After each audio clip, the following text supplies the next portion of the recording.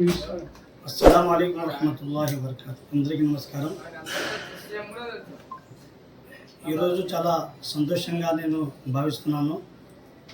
ఎందుకంటే ఈరోజు నాకు ముస్లిం రాష్ట్రీయ మంచ్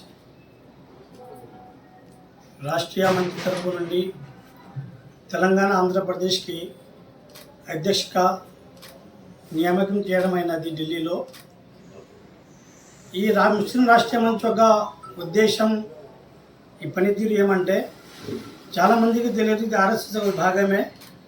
కానీ ఈరోజు మనము భారతీయులం అందరం.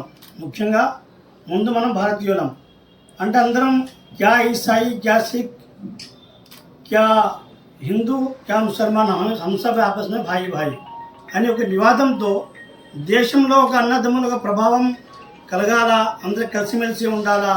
ఈ భారత భూమి మనది, మన అందరిదని కాబట్టి దీనికి మనము ఎలాంటి హింసకు ఇది కాకుండా చూడాలనే ఒక నియామకంతో ఈ కొన్ని దూరిలో కొన్ని ఇబ్బందులు జరుగుతున్నాయి. కాబట్టి హిందూ సోదరులు, ముస్లిం సోదరులు కొన్ని మనోభావాలను గురి అయ్యి ఒకరికి ఇలా జరుగుతుంది. కాబట్టి 2001లో ముస్లిం రాష్ట్ర మంత్రి ఏర్పడి ఈ మైనారిటీస్ ఒక దీనిలో మైనారిటీస్ ఒక సంఘాలు ఎన్నో ఉన్నాయి.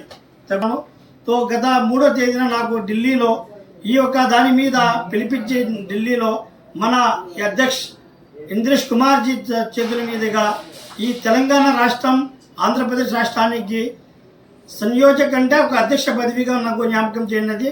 అందుకు నేను ఈ పోస్ట్ తీసుకున్న వలన ముస్లిం మైనారిటీస్ మీద, మానవ ఇబ్బందుల మీద కృషి చేసి ఇప్పుడు మన ఉద్దేశం ఏమంటే మనం ఒక భారతీయులము, అందరం కలిసిమెలిసి ఉండాలా. ఈ ప్రభావాలని దూరం చేయాలంటే మనిషి ఒక అడుగు ముందుకు పోయి దాంట్లో ఏముంది చూస్తే, ఇప్పుడు మన ఆర్ఎస్ఎస్ వాళ్ళు ఉన్నారు, మద్రస మీద అపోహాలు ఉన్నారు. వాళ్ళు మద్రసాలో పోయి కూర్చొని అక్కడ ఏం చదివిస్తున్నారు, అక్కడ ఏం చేస్తున్నారు, అక్కడ ఏం బోధిస్తున్నారు, అక్కడ పిల్లల వసతులను చూడాలి.